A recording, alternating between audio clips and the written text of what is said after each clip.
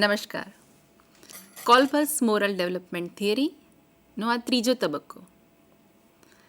પ્રથમ બે તબક્કામાં આપણે જોયું કે કોલ્બર્ગે મોરલ ડેવલપમેન્ટની થિયરી નૈતિકતા વિકાસનો સિદ્ધાંત કેવી રીતે પ્રતિપાદિત કર્યો, અને બીજા ભાગમાં આપણે જોયું કે મોરલ ડેવલપમેન્ટના તબક્કાઓ કયા કયા છે, એટલે કે વ્યક્તિ નૈતિકતા વિકાસ કેવી રીતે પામે છે, કયા તબક્કાઓમાંથી પસાર થઈને વ્યક્તિમાં નૈતિકતાનો વિકાસ થાય છે. હવે આ ત્રીજા ભાગમાં આપણે જોઈશું કે કોલ્બર્ગે જે આ નૈતિકતા વિકાસ સિદ્ધાંત આપ્યો છે તેના જમા પાસાઓ કયા કયા છે, કઈ બાબતોમાં એમની મર્યાદાઓ જણાય છે અને તેના શૈક્ષણિક ફલિતાર્થો શા છે. દરેક સિક્કાની બે બાજુઓ હોય છે. એ જ રીતે કોલ્બર્ગે જે આખી થિયરી ડેવલપ કરી, એમણે જે નૈતિકતા વિકાસનો સિદ્ધાંત આપ્યો તેના પણ બંને પહેલુઓ છે. પહેલાં જોઈએ આપણે કે કોલ્બર્ગે જે થિયરી પ્રસ્થાપિત કરી હતી એની હકારાત્મક બાજુઓ કઈ છે, એવા કયા મુદ્દાઓ છે જેને ધ્યાનમાં રાખીને કોલ્બર્ગના આખા આ સિદ્ધાંતને ખૂબ જ પ્રશંસા મળી છે. આજે પણ એ એટલો જ પ્રચલિત અને એટલો જ પ્રસ્તુત માનવામાં આવે છે. તો આ અંગેના જો કેટલાક મુદ્દાઓ છે એની ચર્ચા કરી. સૌપ્રથમ કોલ્બર્ગ એવા પ્રથમ મનોવૈજ્ઞાનિક હતા કે જેમણે નૈતિકતા વિકાસના વિવિધ તબક્કાઓની, જેમાં એમણે 3 સ્તર અને 6 તબક્કાઓમાં આખું એનું વિસ્તૃત વર્ણન કર્યું છે, એવું વિભાગીકરણ આપ્યું. આ સૌપ્રથમ વૈજ્ઞાનિક હતા કે જેમણે આ રીતે વિશેષ સમજ આપી. જીન પિયાજે આ અંગે પ્રયત્ન જરૂર કર્યો હતો અને એનો આધાર લઈને જ કોલ્બર્ગે એમના કાર્યને પૂર્ણ કર્યું છે. પરંતુ પિયાજે પોતાના આ કાર્યને પૂર્ણ સ્વરૂપ આપી શક્યા નહોતા, જે પૂર્ણ સ્વરૂપ આપવાનું શ્રેય કોલ્બર્ગના ફાળે જાય છે. આમ તેમનો પ્રથમ એમની વિશેષતા એ હતી કે સૌ પ્રથમ એ વ્યક્તિ હતા કે જેમણે નૈતિક વિકાસ કેવી રીતે થાય છે એના વિગતવાર સોપાનબદ્ધ એની સમજૂતી આપી છે. બીજી વાત જોઈએ તો કોલ્બર્ગે નૈતિકતા વિકાસ માટે જે આધાર લીધો છે એ તેમણે પિયાજેનો જે જ્ઞાનાત્મક વિકાસ છે તેને ધ્યાનમાં રાખીને આપ્યું છે. એ પણ ઘણી યોગ્ય બાબત છે. એમણે એવું સ્પષ્ટપણે સમજાવ્યું કે જેવી રીતે બાળકની ઉંમર વધતી જાય છે એ જ રીતે તેનો બૌદ્ધિક વિકાસ થતો જાય છે, એની બુદ્ધિ ક્ષમતા વધતી જાય છે, અને તેની સાથે સાથે વ્યક્તિમાં નૈતિકતા વિકાસ પણ થતો જાય છે. તેની સાથે જ કોલ્બર્ગે અહીં એ સ્પષ્ટ કર્યું કે એવું જરૂરી નથી કે ખૂબ જ ઊંચી બુદ્ધિઆંક ધરાવતા કે ખૂબ જ બુદ્ધિશાળી લોકોમાં ઉચ્ચ નૈતિકતા જોવા મળે. આ વાત એમણે ખૂબ જ સ્પષ્ટ રીતે જણાવી છે. એમણે કહ્યું કે બની શકે કોઈ એક વ્યક્તિ બૌદ્ધિક રીતે ખૂબ જ આગળ હોય, એમનો આઈક્યુ લેવલ ખૂબ ઊંચો હોય, પરંતુ નૈતિકતાની દ્રષ્ટિએ એ વ્યક્તિ પછાત હોઈ શકે છે. એ કોઈ નૈતિકતાના નીચેના સ્તરમાં અસ્તિત્વ ધરાવતી હોઈ શકે છે. આ વાત પણ એમણે એટલી જ સ્પષ્ટ કરી હતી. કોલ્બર્ગે એવું સ્પષ્ટ સમજાવ્યું કે વ્યક્તિની અંદર નૈતિકતા વિકાસ થવા માટે બૌદ્ધિક વિકાસ થવો જરૂરી છે, પરંતુ પૂરતો નથી. માત્ર ને માત્ર વ્યક્તિ બૌદ્ધિક રીતે સક્ષમ બની જાય, એનો માનસિક વિકાસ થઈ જાય એટલે એ નૈતિક વિકાસ કરશે જ એવી કોઈ ગેરંટી હોતી નથી. એટલે વ્યક્તિના નૈતિક વિકાસ માટે બૌદ્ધિક વિકાસ એ પૂર્વશરત જરૂર છે, પરંતુ આવશ્યક અને પૂરતી નથી. અને એટલે જ આપણી આસપાસના સમાજમાં આપણને એવા ઘણા લોકો જોવા મળે છે કે જેઓ ખૂબ જ બુદ્ધિશાળી હોય છે, ખૂબ જ આગવી સૂઝ અને સમજ ધરાવતા હોય છે, છતાં નૈતિકતાની દ્રષ્ટિએ તેમના એટલા ઊંચા ધોરણો પ્રસ્થાપિત થયેલા નથી હોતા. આ વાત પણ કોલ્બર્ગે ખૂબ જ સ્પષ્ટ રીતે સમજાવી હતી. તો આ પણ એમની થિયરીનું એક જમા પાસું બને છે. બીજી વાત, ત્રીજો મુદ્દો કોલ્બર્ગે એવો સ્પષ્ટ કરેલો કે નૈતિકતા વિકાસ માટે ખૂબ જરૂરી છે કે વ્યક્તિની અંદર એક પ્રકારનું મનોમંથન થાય, ચિંતન થાય. વ્યક્તિ જે સ્તરમાં છે એ સ્તર, એનું જે લેવલ છે એ લેવલ એને મનમાં ઊભી થયેલી ગૂંચવણ કે જે સમસ્યા છે એનો ઉકેલ આપવા માટે પૂરતી નથી.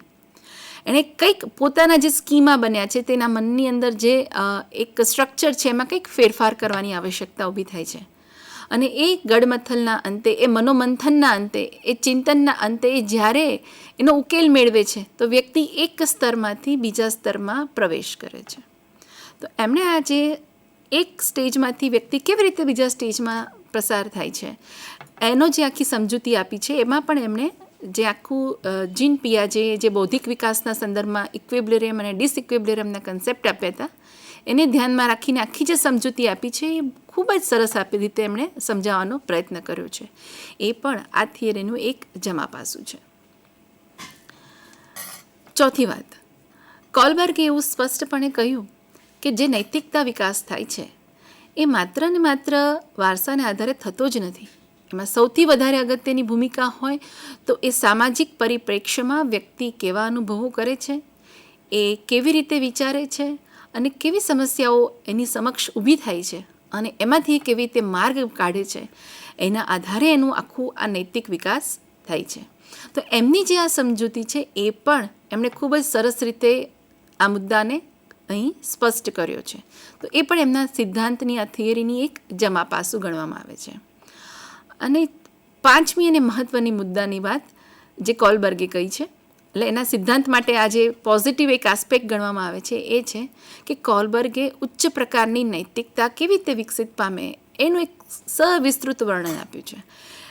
જો આપણે બાળકને એના વિકાસના તબક્કાઓમાં આ તમામ તકો પૂરી પાડીએ અને બધી જ આવશ્યકતાઓની પૂર્તિ થાય તો કોલબર્ગે એક રસ્તો સૂચવ્યો છે કે આપણે સમાજને શ્રેષ્ઠ નૈતિકતા ધરાવતા લોકો આપી શકીએ છીએ.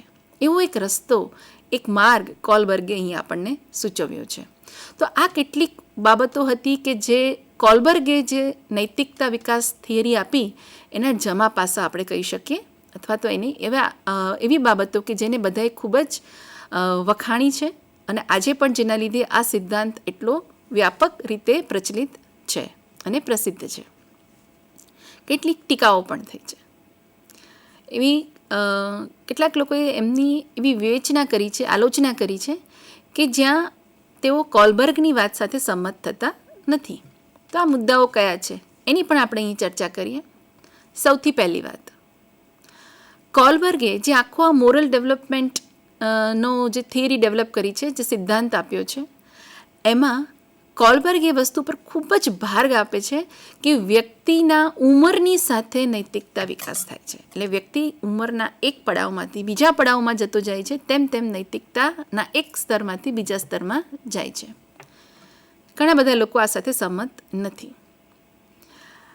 અને તમે પણ તમારી આસપાસના લોકોનું અવલોકન કરશો તો તમને આવું ચિત્ર કંઈક જોવા મળશે. કોલબર્ગ અનુસાર માનો કે જે વ્યક્તિ 4 થી 5 વર્ષનું છે તો એ પ્રથમ તબક્કામાં છે, પ્રથમ સ્ટેજમાં છે કે જ્યાં વ્યક્તિ સજાના ભયથી અથવા તો આજ્ઞા પાલન હેતુ નૈતિકતાનો નિર્ણય લે છે. પણ ઘણીવાર એવું જોવા મળે છે કે નાનું બાળક પણ સજાનું ભય રાખ્યા વગર કે મોટાની આજ્ઞાનું પાલન કરવાના હેતુ વગર કોઈ પ્રકારનો નૈતિક નિર્ણય લઈ શકે. એને એવો ખ્યાલ હોઈ શકે કે શું સાચું છે ને શું ખોટું છે. આજે તમે જોશો કે ઘણા બાળકો હજી સ્કૂલમાં એડમિશન લે એ પહેલાં તેમની અંદર એવી સ્પષ્ટ સમજ વિકસી ચૂકી હોય છે કે what is right and what is wrong, શું સારું છે શું ખરાબ છે. જરૂર નથી કે અમુક તબક્કે પહોંચે પછી જ એનામાં આ પ્રકારનો વિકાસ થાય. બીજી વાત જો આપણે જોઈએ તો કોલબર્ગનું એવું માનવું હતું કે 13 વર્ષથી ઉપરની વ્યક્તિ, એટલે જે લોકો તરુણાવસ્થા કે એનાથી આગળના અવસ્થાઓમાં છે, તેઓ નૈતિક વિકાસના ત્રીજા સ્તરમાં એટલે કે સ્ટેજ નંબર 5 અને 6માં હોય. સ્ટેજ નંબર 5 અને 6 એટલે એવો તબક્કો કે જ્યાં વ્યક્તિ પરંપરાગત રીતિ રિવાજ કે સમાજની અંદર જે પ્રવર્તમાન વ્યવસ્થા છે એનાથી એક કદમ આગળ જઈને વિચારે છે. વાસ્તવમાં બધા જ લોકો એવું નથી વિચારતા. આજે પણ તમારી આસપાસ તમને એવા લોકો જોવા મળશે કે જેઓ નાના બાળકો જેવું વર્તન કરે, ટીટ ફોર ટેટ. એટલે 35 વર્ષની વ્યક્તિ પણ એવું વર્તન કરી શકે કે ફલાણી વ્યક્તિએ મારી સાથે ખરાબ કર્યું છે માટે હું એની સાથે એવું કરીશ. કેમ? મારી પાસે વ્યાજબી કારણ છે. એણે આવું કર્યું છે માટે હું પણ આવું જ કરીશ. એણે મારી મદદ કરી છે તો માટે હું પણ મદદ કરીશ. અહીં ક્યાંય વ્યક્તિ સમાજથી પરે જઈને વિચારતી નથી. એ પોતાના અંગત સ્વાર્થથી પણ આગળ નથી વધી શકી. એટલે ઉંમર વધે એટલે નૈતિકતાનું સ્તર પણ વધી જ જાય એવું કોઈ વ્યાજબી રીતે જોવા મળતું નથી. તો આ બાબતની પણ ખૂબ જ ટીકા કરવામાં આવી છે કે કોલબર્ગે જે ઉંમરના તબક્કાઓ સાથે નૈતિક વિકાસને સાંકળ્યો છે તેની સાથે બધા લોકો સહમત નથી. એવું બને કે 20 વર્ષની વ્યક્તિ પણ 4 વર્ષ એટલે કોલબર્ગે જે સૂચવ્યું છે સ્ટેજ 1 કે જે ખરેખર 4 વર્ષના બાળકનું છે એ સ્ટેજમાં હોઈ શકે, અને 10 વર્ષનું બાળક પણ એ 13 વર્ષ કરતાં મોટા વર્ષ જેવી નૈતિકતા બતાવી શકે. એટલે કોલબર્ગે જે ઉંમર સાથે એનો સંબંધ જોડવાનો પ્રયત્ન કર્યો છે એની સાથે મોટા ભાગના લોકો સંમત થતા નથી. તો આ એની એક પહેલી મર્યાદા છે. બીજી મર્યાદાની વાત કરીએ. કોલબર્ગે જે આખો નૈતિકતા વિકાસ સિદ્ધાંત આપ્યો છે એમાં જે અભ્યાસના પાત્રો હતા, જેમના ઉપર એમણે અભ્યાસ કરેલો, એમણે નૈતિક ધર્મ સંકટના મુદ્દાઓ રજૂ કરીને પ્રશ્ન જવાબ કર્યા હતા અને એના તારણો ઉપરથી આખી આ થિયરી ડેવલપ થઈ, એ લોકોમાં મોટા ભાગના લોકો એ પુરુષ પાત્રો હતા. એમની માટે એવી વિવેચના કરવામાં આવી છે કે અહીં બંને સ્ત્રી પાત્રો અને પુરુષ પાત્રોનું પ્રમાણ સરખું હોવું જોઈએ, જે જળવાયું નથી. એટલે જે પાત્રોએ જવાબ આપ્યા તે જવાબ આપનાર મોટા ભાગના પુરુષો હતા. તો આ થિયરી તમે પુરુષો અને સ્ત્રીઓ બંનેને એક સમાન રીતે કેવી રીતે લાગુ પડી શકો? એટલે કે કોલબર્ગના નૈતિક વિકાસના સિદ્ધાંતમાં લૈંગિક પક્ષપાત જોવા મળે છે એવી એક વિવેચના કરવામાં આવી છે.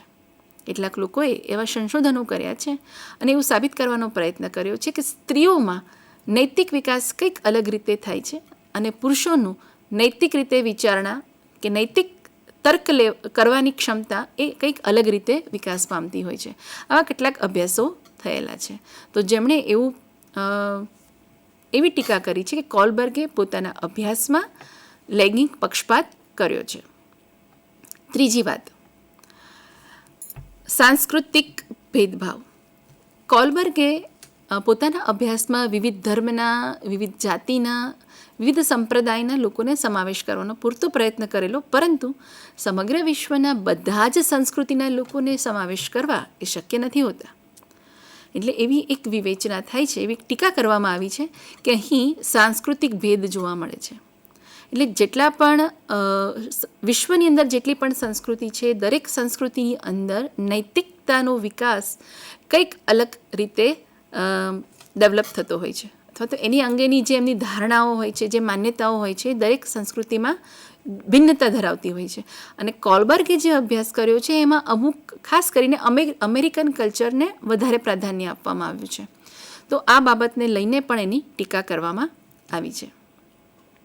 બીજી વાત, કોલબર્ગે જે આખું જે સિદ્ધાંત પ્રસ્થાપિત કર્યો એમાં એક એવી વાત કરવામાં આવી છે કે જે સ્ટેજ 5 અને સ્ટેજ 6ના લોકો જે છે, બરાબર, એટલે કે લેવલ 3ની અંદર જે લોકો સમાવેશ થયેલા છે, તો એ સ્ટેજના જે લોકો છે એ સમાજની વિચારણાથી પરે જઈને પોતાની અંતરાત્માની અવાજને સાંભળીને અને સમગ્ર વિશ્વ માટે શું બેસ્ટ છે એવું કંઈક આઈડેન્ટિફાઈ કરવાનો પ્રયત્ન કરે છે. અને કોલબર્ગ એવું સૂચવે છે કે જો આપણે બાળકોને આ પ્રકારની તક આપીએ તો આપણે પણ ઘણી બધી રીતે બાળકોની અંદર નૈતિકતાનો વિકાસ કરી શકીએ છીએ અને તેમને 6th સ્ટેજ સુધી લઈ શકીએ છીએ. અહીં વિવેચના એવી કરવામાં આવી છે કે પહેલી વાત તો એ છે કે દરેક લોકોને એ 6થા સ્ટેજ સુધી લઈ જવા શક્ય નથી હોતા. કોલબર્ગે જે રસ્તો બતાવ્યો છે એ રસ્તાને પાલન કરવામાં આવે તો પણ એ શક્ય નથી કે બધા જ લોકો એવું કરી શકે. બીજું ભયસ્થાન એ પણ છે કે જો વ્યક્તિને એવી છૂટ આપવામાં આવે કે તમે સમાજના નીતિ નિયમોથી પરે જઈને તમારી રીતે વિચારો, નિર્ણય કરો અને એને બદલવાનો પ્રયત્ન કરો, તો બધા જ લોકો એ સ્તરના નથી કે જે યોગ્ય નિર્ણયો લઈ શકે. એટલે જે સ્તર મહાત્મા ગાંધીજીનું હતું કે મધર ટેરેસાનું હતું કે માર્ટિન લ્યુથર કિંગનું હતું, એ દરેક સામાન્ય વ્યક્તિનું નથી હોતું. તો દરેક વ્યક્તિને આપણે એવી તક આપીએ તો એનો યોગ્ય ઉપયોગ થાય એવી કોઈ જરૂરિયાત જણાતી નથી. તો અહીં પણ એમની ટીકા કરવામાં આવી છે. બહુ મહત્ત્વની ટીકા એ છે કે કોલબર્ગે જે અભ્યાસ કર્યો હતો એમાં એમણે અભ્યાસપાત્રોને પ્રશ્ન પૂછ્યા, અભ્યાસપાત્રોએ એમના જવાબ લખીને આપ્યા. હવે તમને કોઈ સવાલ પૂછે અને તમે જવાબ આપો તો એ શું થયું? તમારો વિચાર, કે તમે જે વિચાર્યું એ તમે લખ્યું, બરાબર. એટલે અહીં ટીકાકારો એવું કહે છે કે વ્યક્તિનું મોરલ બિહેવિયર અને મોરલ થિંકિંગ એટલે નૈતિક ચિંતન અને નૈતિક વ્યવહાર આ બે જુદા હોય છે. એમાં સમાનતા હોય એવું જરૂરી નથી. એટલે માનો કે તમે મને પૂછો કે આમાં શું યોગ્ય છે, તો હું જે જવાબ આપું એ મારો નૈતિક વિચાર થયો. બરાબર, એ મારો નૈતિક વિચાર થયો. જરૂરી નથી કે મારા વ્યવહારુ જીવનમાં હું એ વિચારનું પાલન કરતી હોઉં અને હું મારા વર્તનમાં એવું જ વ્યક્ત કરતી હોઉં. બની શકે કે હું જે જવાબ આપું એ જવાબ અલગ હોય અને વાસ્તવમાં હું જે વર્તન કરતી હોઉં એ વર્તન આખું અલગ હોય. એટલે આ એક બહુ ગંભીર બાબત છે. એટલે લોકોએ એવી ટીકા કરી છે કે કોલબર્ગે જે આખી આ થિયરી ડેવલપ કરી એમાં એમણે જે અભ્યાસ કર્યો છે એ નૈતિક ચિંતનનો અભ્યાસ કર્યો છે, નૈતિક વર્તનનો નથી કર્યો. એટલે નૈતિક ચિંતન અને વર્તન એ બે અલગ બાબતો છે અને એના આધાર ઉપર આપણે નૈતિક વિકાસ કેવી રીતે થાય એ પ્રતિપાદિત કરવું એ કેટલેક અંશે યોગ્ય નથી. આવી એક ટીકા કરવામાં આવી છે. બીજી એક વાત કે જે આખું આ નૈતિક વિકાસ થાય છે એની જે આખી આ પ્રોસેસ છે તેની અંદર સામાજિક આંતરક્રિયા અને એના અનુભવો એ પણ એટલા જ મહત્ત્વના ગણવામાં આવ્યા છે. એટલે જે વ્યક્તિને એવી તક નથી મળતી કે એવા અનુભવો પ્રાપ્ત નથી થતા તો એ વ્યક્તિનો એ પ્રકારનો વિકાસ થઈ શકતો નથી. કોલબર્ગે જે આખી થિયરી આપી છે તેની મદદથી દરેક વ્યક્તિ પોતાના જીવનના દરેક પ્રશ્નો, નૈતિકતા સંબંધી દરેક પ્રશ્નોનો ઉકેલ મેળવી શકે એવું જરૂરી નથી. કોલબર્ગે જે આખા ધર્મ સંકટના મુદ્દાઓ તૈયાર કરેલા હતા, જે પ્રસંગો તૈયાર કર્યા હતા, બરાબર, જે મોરલ ડાયલેમાસ ક્રિએટ કર્યા હતા, એ બધા જ ખૂબ લાર્જ સ્કેલના હતા. એટલે કે એમાં જે એમણે મુદ્દાઓ લીધા હતા એમાં મોટા મુદ્દાઓનો સમાવેશ કરવામાં આવેલો, પણ એવી ઝીણી ઝીણી બાબતો, રાઈટ, કે જીવનમાં દૈનિક જીવનમાં આપણે અવારનવાર એનો સામનો કરવો પડતો હોય છે અને જે નૈતિકતા સાથે સંકળાયેલી હોય છે. તો એવી બાબતો તો કોલબર્ગે પોતાના અભ્યાસમાં સમાવેશ કરી જ નથી. ઉદાહરણ તરીકે આપણા રૂટીન લાઈફમાં આપણે જોઈએ છીએ તો માનો કે તમે એક બસમાંથી મુસાફરી કરી રહ્યા છો, તમે બસમાં બેઠા છો સીટ ઉપર અને આગળ તમે જુઓ છો તો કોઈ એક વૃદ્ધ વ્યક્તિ ઊભી છે. તો હવે તમારા મનમાં પ્રશ્ન ઊભો થાય કે શું મારે ઊભા થઈને એ વૃદ્ધ વ્યક્તિને બેસવાની જગ્યા આપવી જોઈએ કે ના આપવી જોઈએ? પ્રશ્ન નૈતિકતાનો છે, મુદ્દો નાનો છે, બરાબર. તો આવી તો જીવનમાં રોજબરોજના જીવનમાં ઘણી બધી બાબતો બનતી હોય છે જે નાની નાની છે, કે જે નૈતિકતા સાથે સંકળાયેલી છે, પરંતુ એનું પરિણામ બહુ મોટું નથી, બહુ વ્યાપક નથી. આવા મુદ્દાઓને કોલબર્ગે પોતાના અભ્યાસમાં સમાવેશ કર્યો નથી. એમણે જે ડાયલેમા ક્રિએટ કર્યા, એમણે જે ધર્મ સંકટના મુદ્દાઓ બનાવ્યા, એ બધા ખૂબ મોટા મુદ્દાઓ હતા જે ખરેખર ગહન ચિંતન કે આખું એક મનોમંથન માંગી લે એ પ્રકારના મુદ્દાઓ હતા. પણ નાની નાની બાબતો બિલકુલ અવગણવામાં આવી છે. તો આ બાબતને ધ્યાનમાં રાખીને પણ એની ટીકા કરવામાં આવી છે. કેટલીક સમસ્યાઓ એવી છે, નૈતિક સમસ્યાઓ છે, કે જેનું સમાધાન મેળવવામાં કોલબર્ગની જે થિયરી છે એ મદદરૂપ થતી નથી. દાખલા તરીકે કોઈ એક વ્યક્તિ જે છે એ ઈચ્છા મૃત્યુ માંગે છે, કારણ ગંભીર બીમારી.